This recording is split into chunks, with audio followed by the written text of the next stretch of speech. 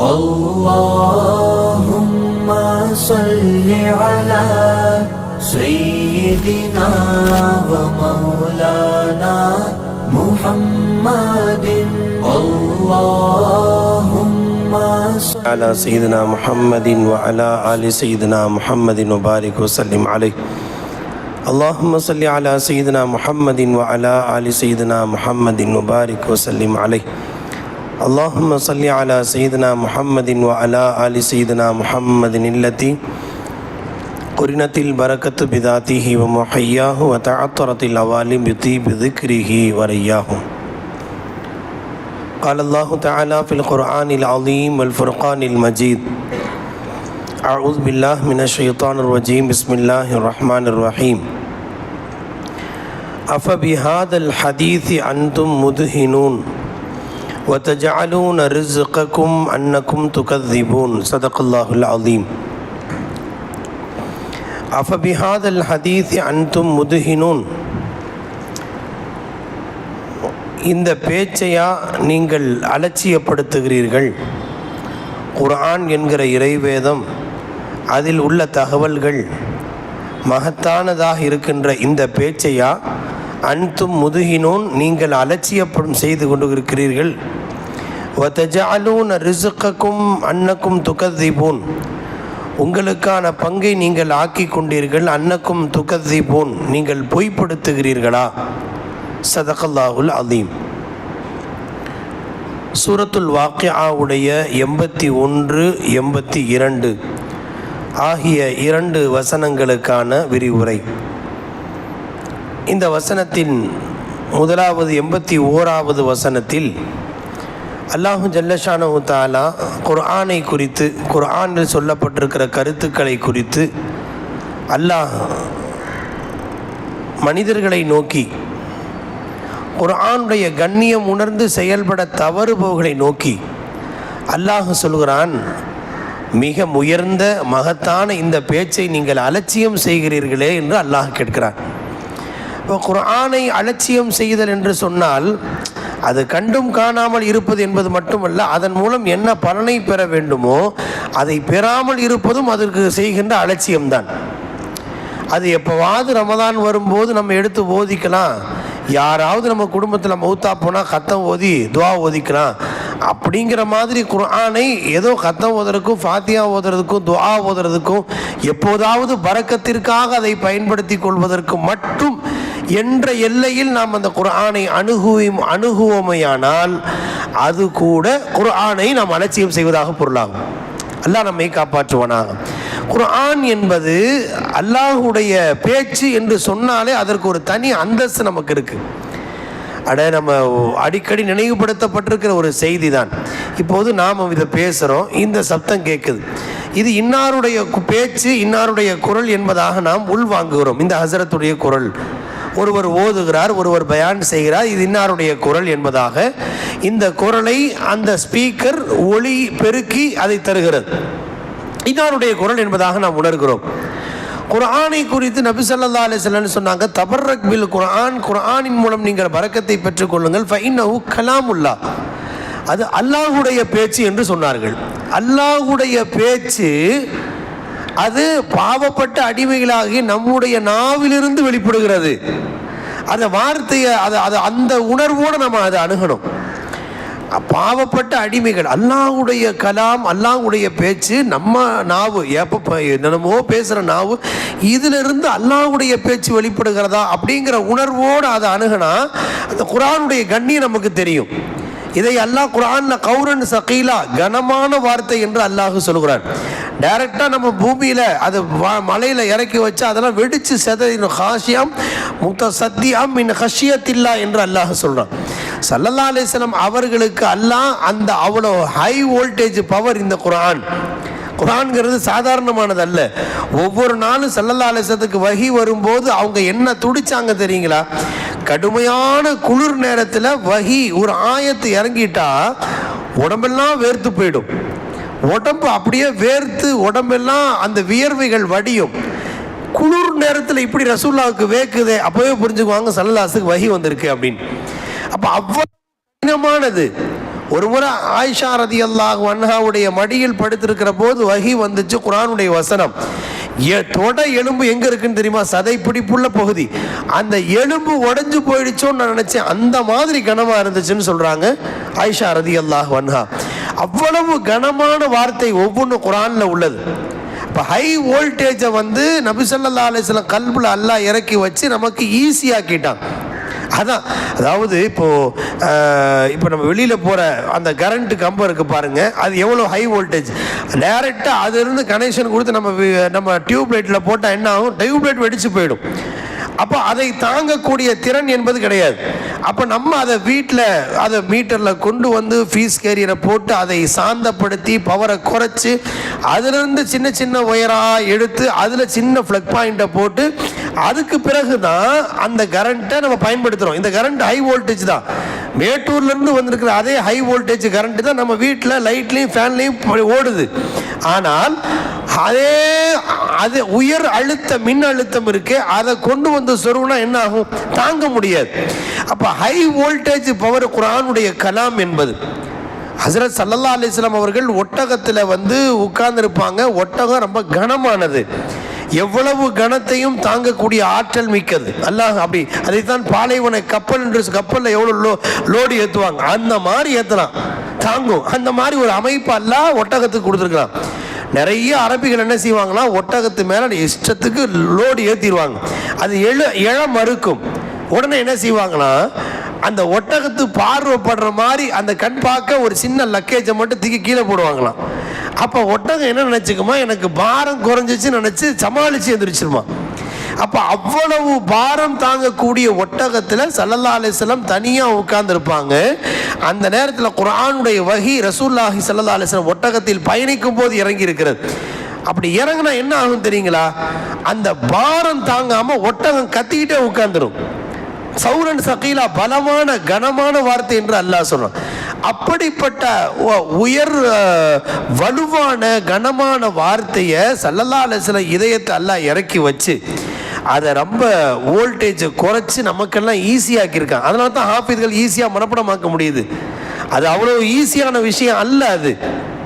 அதனால ஹஸரத் இக்ரிமா ரலியல்லாஹு அன்ஹு அவர்கள் எப்போ குர்ஆனை தூக்கணுன்னே கண்ணில் ஒத்திக்குவாங்க, சொல்லுவாங்க, ஹாதா கலாம் ரப்பி, இது அல்லாஹ்வோட பேச்சு, என் ரப்போட பேச்சு அப்படின்னு பார்த்துட்டு தான் ஓதவே ஆரம்பிப்பாங்க. அந்த கண்ணியம் அதை உணர்ந்தவர்கள் பெருமக்கள்.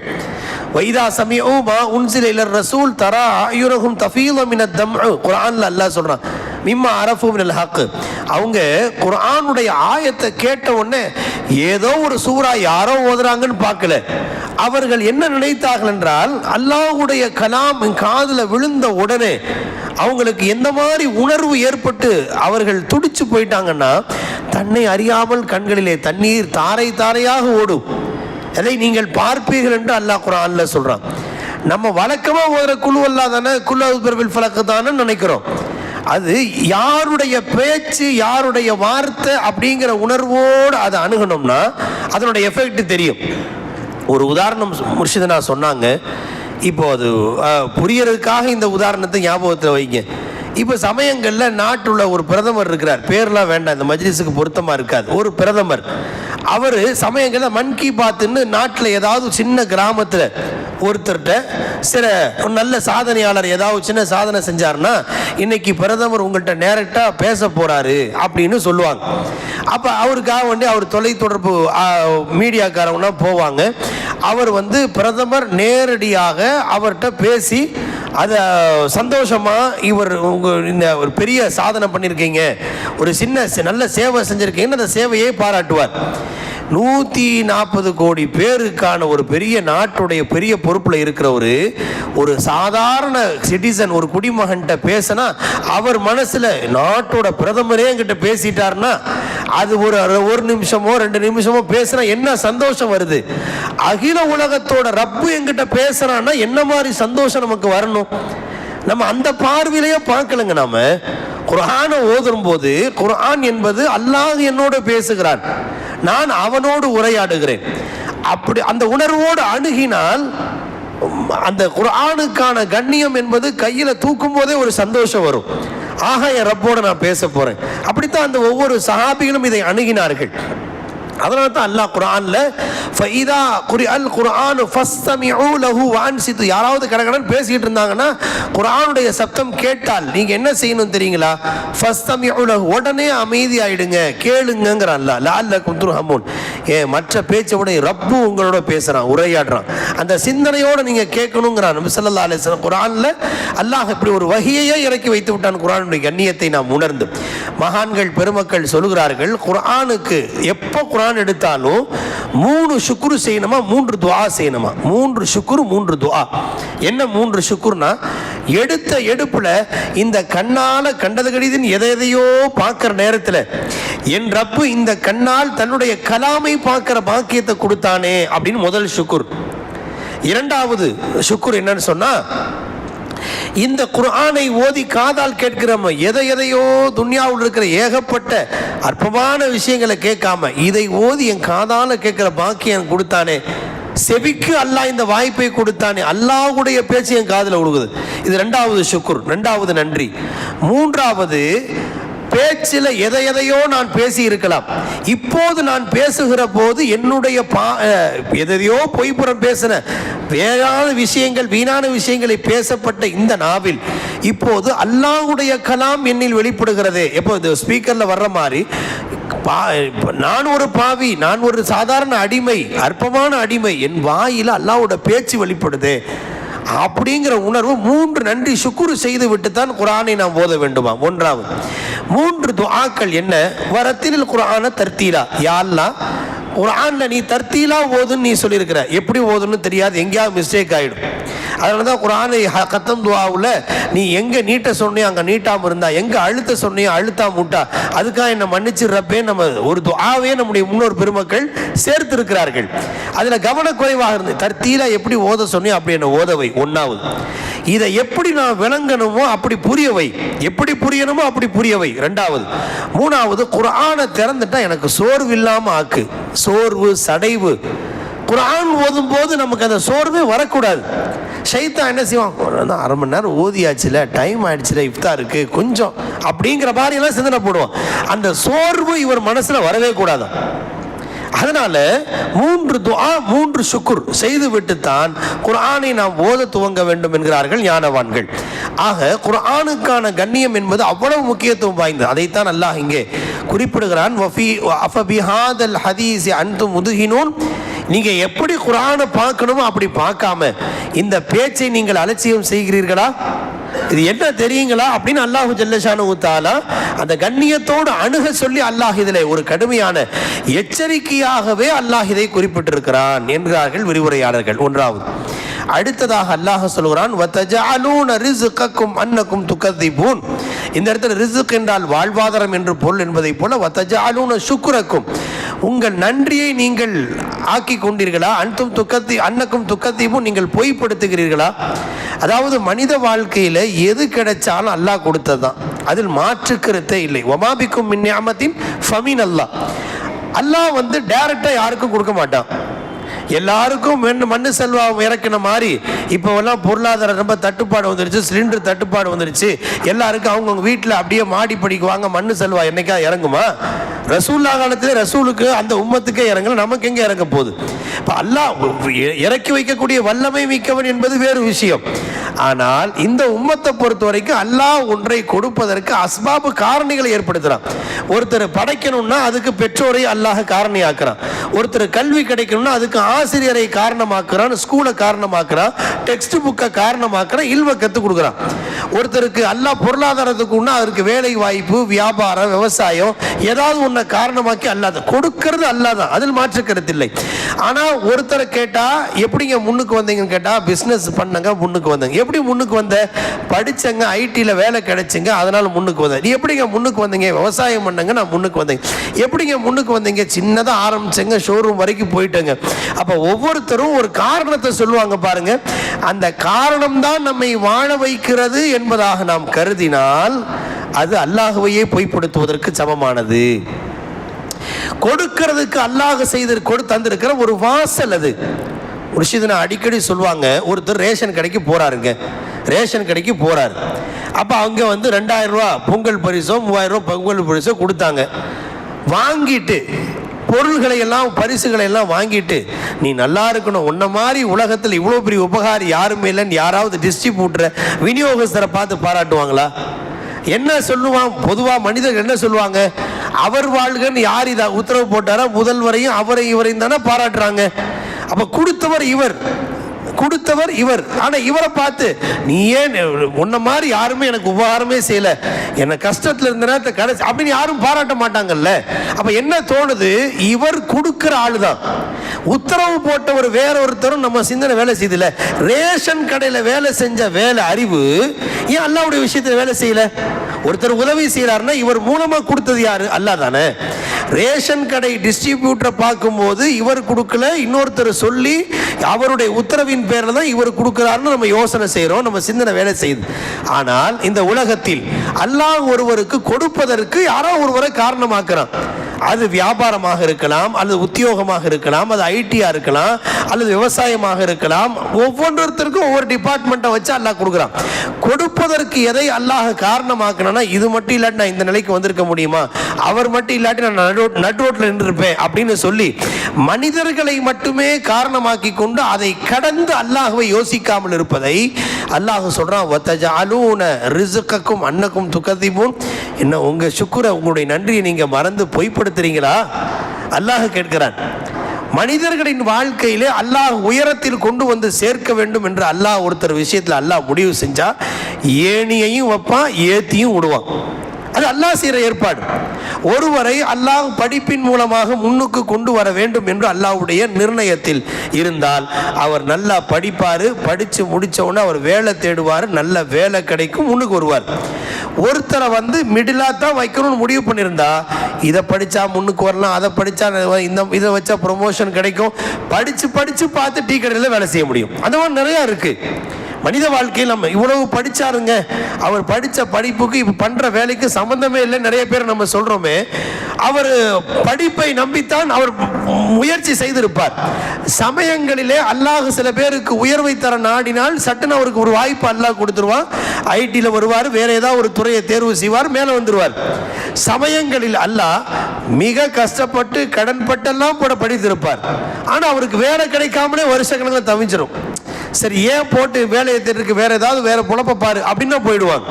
அப்போ அல்லாஹ் உயர்வை தர நாடினால் மட்டும்தான் அவருடைய படிப்பும் அவருக்கான அது சூழ்நிலைகளும் சாதகமாக அமையும். அப்படி இல்லை என்று சொன்னால் ஒருபோதும் உயர்வுக்கு வரவே முடியாது. திறமைகளை கொண்டு மட்டுமே ஒரு மனிதருக்கு உயர்வு கிடைப்பதில்லை, திறமைகளும் ஒரு காரணமாக இருக்கலாம் என்பதுதான் அல்லாஹ் நமக்கு தந்திருக்கிற ஒரு முக்கியமான பாடம். திறமை அற்றவர்கள் எத்தனையோ பேர், கையெழுத்து போட தெரியாதுங்க, கை நாட்டு மாதிரி வைக்கிற எத்தனையோ பேர் கோடி கணக்கில் அல்லாஹ் கொடுத்திருக்கிறான். அல்லாஹ் அப்படியும் வைத்திருக்கிறான். நிறைய படித்த பெருமக்கள், பட்டதாரிகள் வேலை வாய்ப்பு இல்லாமல் சின்ன சின்ன சம்பளத்துக்கு போற மாதிரி அல்லாஹ் எத்தனையோ பேரை நம்முடைய வாழ்க்கையில பார்த்தோன்னே இவர் படித்த படிப்புக்கு இவர் பண்ற வேலைக்கு சம்பந்தமே இல்லைன்னு நம்ம நினைச்சிருப்போம் பாருங்க. அப்ப அல்லாஹ் யாரை உயர்வுக்கு கொண்டு வர நாடுகிறானோ அங்கே திறமைகளை எல்லாம் சம்பந்தப்படுத்துறதே இல்லை. திறமைகளை சில காரணங்களாக அல்லாஹ் ஏற்படுத்துவான். அப்படித்தான் பார்க்கணும். நான் இப்போ பொதுவாக மனிதர்கள் என்ன பார்வைக்கு வந்துட்டாங்க என்று சொன்னால், எப்படிங்க முன்னுக்கு வந்தீங்க? நான் படித்தேங்க, வேலை தேடினேங்க, நல்ல வேலை கிடைச்சுங்க, ப்ரொமோஷன் கிடைச்சுங்க, அப்புறம் ரிட்டையர்ட் ஆனுங்க, பிஎஃப் வந்துச்சுங்க, இந்த மாதிரி வீடு வாங்கினேன், அது வாங்கினேன், இது வாங்கினேன். நீங்கள் எப்படிங்க முன்னுக்கு வந்தேன்? என் பையனை நல்லா படிக்க வச்சேங்க, அவர் வெளிநாட்டில் வேலைக்கு போனாருங்க, நிறைய சம்பாதிச்சார், கை நிறைய சம்பாதிச்சார், பிளாட் வாங்கினேன், அது வாங்கினேன், இது வாங்கினேன். நீங்கள் எப்படிங்க முன்னுக்கு வந்தீங்க? நான் இப்படியே இல்லாமல் இதை விற்று அதை விற்று நான் வெளிநாட்டுக்கு போனேங்க, துபாய்க்கு போனேங்க, குவைத்துக்கு போனேங்க, அங்கே சம்பாரித்து முதல் பயணத்தில் நான் ஒரு பிளாட் வாங்கினேன், அடுத்த முறை சம்பாரித்து நான் வீடு கட்டினேங்க, அடுத்த முறை இப்படி. இப்போ என்ன நினைக்க ஆரம்பிச்சிட்டோம்னா, எதை அல்லாஹ் காரணியாக்கினானோ அதை பிடிச்சிக்கிட்டே நம்ம அதுதான் இந்த நிலைக்கு கொண்டு வந்துச்சுன்னு நினைக்கிறோம் பாருங்க. இது ஷிர்க்குன்னு குர்ஆன் சொல்லுது. இதை குர்ஆனுடைய ஒரு இடத்துல அல்லாஹ் ஷிர்க்குனே சொல்கிறான். அன்தும் துஷ்ரிகூன் அப்படின்னு குர்ஆனுடைய ஒரு மிக பகிரங்கமான வார்த்தை. அப்போ ஒரு மனிதன் தன் முன்னுக்கு வருவதற்கான காரணியாக தன்னுடைய கல்வி திறமையை முற்படுத்தி சொன்னால் அல்லாஹ் வெறுப்படைகிறான். குர்ஆன்ல அதுக்கு ஒரு நிகழ்வையே அல்லாஹ் சொல்றான். இப்போ காரூனுக்கு நிரப்பமாக செல்வம் கொடுத்திருந்தான் அல்லாஹ். எவ்வளவு செல்வங்கிறத மா இன்ன மஃபாத்திஹு லதனூ பில் உஸ்பத்தி உலில் குவ்வா, வச்சிருந்த கசானாவுடைய அந்த சாவியை மட்டும் பல ஒட்டகங்கள் சுமக்கும். சாவி, நான் சொல்றது சாவியவே ஒட்டகம் சுமக்கும்னா, பல ஒட்டகம் சுமக்கும்னா, அந்த சாவி போட்டு திறக்கிற கசானால எவ்வளவு செல்வம் இருக்கும் நம்மள அனுமானிச்சுக்கணும். அவ்வளவு கொடுத்த உடனே அவன் என்ன சொன்ன வார்த்தையை என்ன சொன்னா, அவன் கால இன்னமா ஊத்தி அல்லாஹ் உனக்கு கொடுத்துருக்கானே, எனக்கு அல்லாவுக்கா நீ ஏதாவது கொடுத்து பழகு அப்படின்னு மூசா அலைஹிஸ்ஸலாம் ஒரு அட்வைஸ் தான் பண்ணாங்க. உடனே இவன் என்ன ரிப்ளை என்ன பண்ணான்னு தெரியுங்களா? என்னது, அல்லாஹ் கொடுத்தானா? அல்லாவா? இன்னமா ஊத்தி தூங்க அல்லா இல்மின் இந்தி, ஏன் திறமையில நான் பெற்றுக்கொண்டதுன்னு சொன்னான். இந்த வார்த்தை குரான்ல இருக்கு. ஜகாத்து கொடுக்க மறுத்தான்னு குரான்ல இல்ல. அல்லாஹ்வுடைய பாதையில செலவு செய்ய மறுத்தான், அதனால் அழிக்கப்பட்டான்னு குரான் சொல்லல. அதுவும் ஒரு காரணம். ஆனால் அவனை அழிச்சதுக்கு அல்லாஹ் குரான்ல என்ன காரணம் சொல்றான்? தன்னோட படிப்பு திறமை, அறிவு திறமையை சொல்றான். இன்னமா ஊத்தி இந்த செல்வம், இவ்வளவு பெரிய பில்டிங்கு, இவ்வளவு பெரிய கசானா, இதெல்லாம் எதனால கிடைச்சிருக்கீங்களா? இன்னமா ஊத்தி தூங்கலா இல்மி இந்தி, இது ஏன் திறமை, என் திறமையில நான் வளர்த்துக்கிட்டேன், நான் யாரு கொடுத்தேன் எனக்கு அப்படின்னு அவன் வார்த்தை சொன்னான். இந்த ஒரு வார்த்தையை அல்லாஹ் பிடிச்சுக்கிட்டான். அது எப்படி? நான் கொடுத்து இன்னமல் இல்மு இந்தல்லா, கல்வியை கொடுத்துறது நான். ஸ்கூல்ல படிக்கும் போது 40 பேத்துக்கு ஒரே டீச்சர் தாங்க பாட்டு நடத்துறாங்க. அதுல ஏன் ஃபர்ஸ்ட் மார்க் வரவனுக்கு மட்டும் ரொம்ப எக்ஸ்ட்ரா ஸ்பெஷல் ட்ரைனிங்காக கொடுத்தாங்க? எல்லாருக்கும் போலதான் பாடம் நடத்துறாங்க. ஒரு டீச்சர், ஒரு ஆசிரியர் பாடம் நடத்துறாரு. ஆனால் அந்த அறிவில் வித்தியாசத்தை ஏற்படுத்துவது யார்? அல்லாஹ் தானே. எல்லாருக்கும் போலத்தாங்க ஒரே ரைம்ஸ் தான், ஒரே மாதிரி தானே பாடம் நடத்துறாங்க. அப்போ ஒருவருக்கு கூடுதல் புரிதலை ஏற்படுத்துவதும் ஒருவருக்கு குறைவான புரிதலை ஏற்படுத்துறது யாரு? அல்லாஹ். அப்ப அல்லாஹ் பார்த்து உயர்வுக்கு கொண்டு வர நாடினால் அதற்கு அறிவையும் திறமைகளையும் காரணமாக்குறான். இதை வச்சு அவன் விளையாண்டான். என்ன வார்த்தை? இன்னமா ஊத்தி தூங்கலா இல்மின் இந்தி, ஏன் திறமைன்னா இந்த ஒரு வார்த்தை அல்லாஹ் பிடிச்சுக்கிட்டான். எப்படி நீ உன் திறமைன்னு சொல்லலாம்? ஃபகஸஃப்னா பிஹி வ பிதாரிஹி, கியாமத் வரைக்கும் படிப்பனையா இருக்கட்டும்னு அவனையும் அவன் சேர்த்து வைத்த அந்த பொருள், சொத்து, வீடு எல்லாத்தையும் பூமியில நாம் உள்வாங்க செய்தோம் என்று குர்ஆன்ல அல்லாஹ் நிகழ்வையே அல்லாஹ் சொல்றான். அவன் காரணத்தையும் சொல்றான்.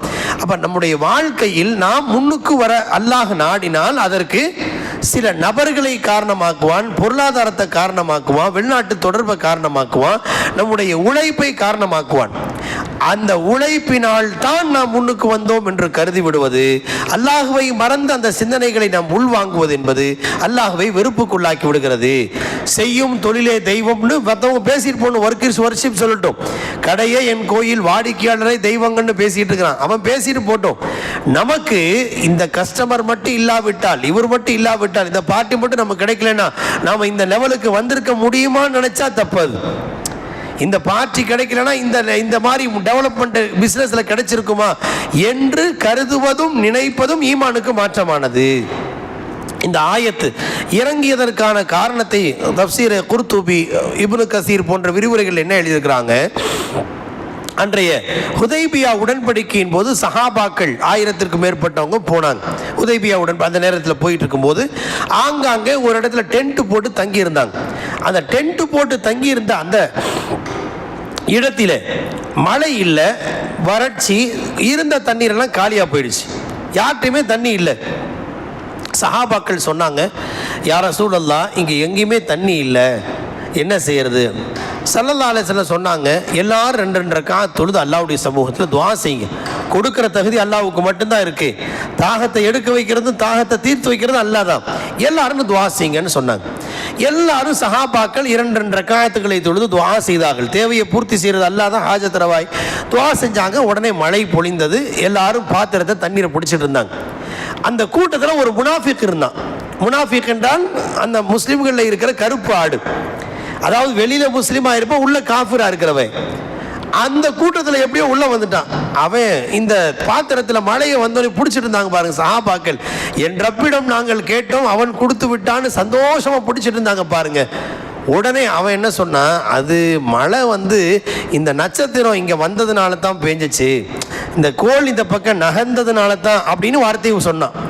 இல்லை இல்லை, அப்படியெல்லாம் இல்லை, மழை நாங்கள் அல்லாட்ட கேட்டோம், அல்லாஹ் கொடுத்தான்.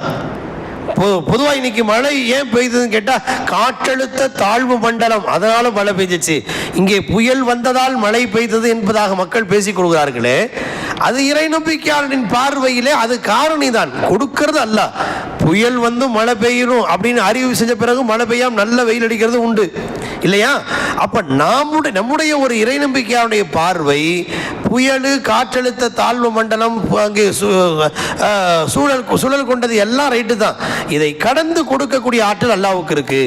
இப்போ இந்த வார்த்தையை சொன்னேன் ஸல்லல்லாஹு அலைஹி வஸல்லம் அன்றைய தினம் சுபுஹ் தொழுகைக்கு வந்த உடனே சொன்னாங்க. சுபுஹ் முடிச்சுட்டு இன்றைய தினம் அல்லாஹ் எனக்கு வஹி அறிவித்தான், அஸ்பஹ மின் இபாதி முஃமினுன் பி வ காஃபிருன். என் அடியார்களில் சிலர் முஃமினாகிவிட்டார்கள், சில அடியார்கள் காஃபிராகி போயிட்டாங்க அப்படின்னு. என்னாலும் எல்லாத்துக்கும் திகைப்பாயிடுச்சு. இன்றைய தினம் காலையிலே இன்றைய காலை பொழுதை அடைந்த என்னுடைய அடியார்கள் சில பேர் முஃமினாக இருந்தார்கள், சில பேர் காஃபிரா போயிட்டாங்க. திகைச்சு போனாங்க. அப்பதான் ஸல்லல்லாஹு அலைஹி வஸல்லம் சொன்னாங்க, அல்லாஹ் வஹி அறிவித்தான், யாரெல்லாம் அல்லாஹ் பார்த்து இன்னைக்கு மழை பொழிய வச்சு அல்லாஹ்வுடைய கருணையான மழை பொழிந்தது என்று சொன்னார்களோ அவர்கள் அல்லாஹ்வை கொண்டு நம்பிக்கை கொண்ட ஈமான்தாரிகள். இல்ல இந்த நட்சத்திரம் இங்க வந்ததுனால தான் மழை பொழிந்தது என்று மழை பொழிவுக்கு நட்சத்திரத்தையும் சூழல்களையும் வளிமண்டலத்தை இதெல்லாம் காரணமாக்கி யாரெல்லாம் சொன்னாங்கன்னா அவங்க காஃபிரா போயிட்டாங்க, அவர்களுடைய ஈமானுக்கு பாதிப்பு ஏற்படுத்தப்பட்டு விட்டதுன்னு ஸல்லல்லாஹு அலைஹி வஸல்லம் சொன்னாங்க. இது அன்றைய காலத்து நிகழ்வுக்கானது மட்டுமல்ல, அது மழை பொழிவுக்கானது மட்டுமல்ல. மனித வாழ்க்கையில் எந்த சமயத்தில் எந்த உயர்வு கிடைத்தாலும் எந்த தாழ்வு கிடைத்தாலும் அதற்கு மனிதர்களையோ மற்றவைகளையோ குற்றம் சொல்வதை கொண்டிருப்பதோ அல்லது அவைகளை மட்டுமே காரணம் சொல்லி நாம நல்லவங்க மாதிரி நடந்துக்கிறதோ அது அல்லாஹ்வை அதிருப்திப்படுத்தும் சமயங்களில் இதுவே ஷிர்காக ஆயிடும், இதுவே குஃப்ராக ஆயிடும். அப்ப நம்ம வாழ்க்கையில எது கிடைச்சாலும் அது அல்லாஹ் கொடுத்தாங்கிற உணர்வு தான் நம்ம கல்வில வரணும். அப்படிப்பட்ட வார்த்தையை அடிக்கடி நாம் உச்சரிக்க பழகணும். எப்படிங்க பிசினஸ் போயிட்டு இருக்கு, ஏதோ போகுது, இந்த வார்த்தை அதிருப்திப்படுத்திடுமா அல்லாஹ்? மார்க்க அறிஞர்கள் சொல்கிறார்கள், எப்போ கேட்டால் அல்லாஹ் அல்ஹம்துலில்லாஹ் அல்லாஹ்வுடைய கிருபையினால ஏதோ பரவாயில்ல நல்லா வச்சிருக்கேன் அப்படித்தான் சொல்லணுமே தவிர ஏதோ கொஞ்சம் பிஸ்னஸில் சில நட்டங்கள் இருக்கலாம், சில நேரங்களில் சில முன்பின் இருக்கலாம், அதை முன்வைத்து ஏதோ போயிட்டு இருக்குங்க வெளியில் சொல்லிக்க முடியாம என்பதாக சொல்லுகிற அந்த வார்த்தை இருக்கு. அடியானின் அந்த வார்த்தை அல்லாஹ்வை அதிருப்திக்கு உள்ளாக்கி விடுகிறது. முர்ஷிதனா சொல்லுவாங்க, ஒரு மனுஷன் 10 லட்ச ரூபா 20 லட்ச ரூபா போட்டு பிஸ்னஸ் வச்சிருக்கிறான். அவருக்கு என்ன லாபம் யோசனை வரும், இன்னைக்கு ஒரு மாதம் ஒரு நாளைக்கு ஒரு 10,000 ரூபா 20,000 ரூபாய்க்கு லாபம் நடந்தால் தான் வீட்டு செலவு பார்க்க முடியும், கடைக்கு வாடகை கொடுக்க முடியும், ஸ்கூல் ஃபீஸை கட்ட முடியும், அது இதுன்னு அவருக்கு பல யோசனை இருக்கலாம். சமயங்களில் வியாபாரம் நடக்கும், சமயங்களில் நினைச்சதை விட கம்மியாக இருக்கும். அப்போ ஒரு நாளைக்கு 100 ரூபாய்க்கு தான் வியாபாரம் நினச்சின்னு வைங்க. அவன் என்ன நினைக்கணுமா, ஒரு முஃமின் எப்படி நினைக்கணுமா, இவ்வளோ டெக்கரேஷன் பண்ணி இவ்வளோ பர்ச்சேஸ் பண்ணி வச்சு வெறும் 100 ரூபாய்க்கு தான் நடந்துச்சான்னு நினைக்க கூடாதான். யாரெல்லாம் இந்த 100 கூட நான் தகுதியில் இதையாவது என் ரப்பு கொடுத்தானே நினைக்கணும். அப்போ அல்லாஹ் என்ன செய்வான், என் அடியான் குறைச்சு கொடுத்தாலும் நன்றியோடு தான் நடந்துக்கிறான்னு சொல்லி இன்னும் அல்லாஹ் கொடுப்பான். லஇன் ஷக்கர்தும் லஅஸீதன்னக்கும், நீங்கள் நன்றி செலுத்தினால் நாம் இன்னும் அதிகப்படுத்தி தருவேன். இதை சொல்லிட்டு அல்லாஹ் லஇல்லம் தஷ்குரு, நீங்கள் நன்றி செலுத்தாவிட்டால் அல்லாஹ் சொல்ல, லஇன் கஃபர்தும், நீங்கள் குஃப்ரு செய்தால் என்று அல்லாஹ் சொல்றோம். அப்ப நன்றியை மறப்பதை குஃப்ருக்கு நிகரான பாவமாக குர்ஆன் குறிப்பிடுகிறது. நன்றி மறந்தால் உங்கள்கிட்ட பிடுங்கிடுவேன்னு சொல்ல, இன்னும் அதாபி இல ஷதீத், என் வேதனை கடுமையானது என்று அல்லாஹ் எச்சரிக்கிறான். அதனால கவனிக்க வேண்டிய ஒரு முக்கியமான விஷயம், நம்முடைய வாழ்க்கையில் ஒவ்வொரு மனிதரும் பிறரோடு கம்பேர் பண்ணி பார்த்தாலே அல்லாஹ்வை பற்றி நன்றி மறந்த உணர்வு தான் வரும். அவர் பாரு, அவர் ஒன்றும் தொழுகை கூட சரியாக தொழுகிறது இல்லை, அவர் நல்லா இருக்கார், கார் இருக்குது, அது இருக்குது, இது இருக்குது, நம்ம தினமும் கரெக்டாக தொழுகிறோம், நமக்கு மட்டும் முதல் சஃபல் நின்று தொழுதும் கூட நமக்கு எப்படி இருக்குது என்று பிறரோடு அதை கம்பேர் பண்ணி ஒப்பிட்டு பார்க்கணும் பாருங்க. அந்த பார்வையே தவறு. அந்த பார்வையிலே பார்த்தால் அல்லாஹ்வுடைய நிஅமத்தை நம்ம புரிய தவறிடுவோம், நன்றி கெட்டவங்க பட்டியல சேர்ந்துருவோம். அல்லாஹ் நம்மை காப்பாற்றுவானாக.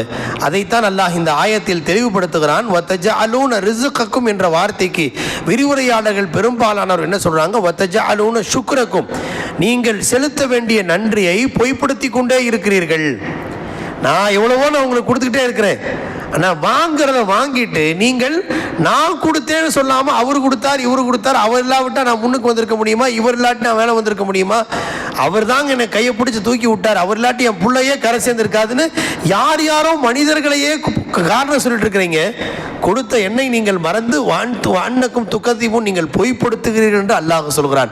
மிகவும் ஆழமான கருத்து செறிவுள்ள ஒரு வாசகமாக குர்ஆனுடைய விரிவுரையாளர்கள் இதை குறிப்பிடுகிறார்கள். அல்லாஹு ஜல்ல ஷானஹு தஆலா அல்லாஹுக்கு நன்றி உள்ள அடியார்களாகவும் குர்ஆனை எவ்வாறு உணர வேண்டுமோ, எவ்வாறு கருத வேண்டுமோ, மதிக்க வேண்டுமோ அவ்வாறு மதித்து வாழக்கூடிய பெருமக்களாய் இந்த ஆயத்துக்களின் பொருட்டால் அல்லாஹ் நம்மை தேர்வு செய்து அருள் புரிவானாக. வ ஆகிரு தஅவானா அல்ஹம்துலில்லாஹி ரப்பில் ஆலமீன்.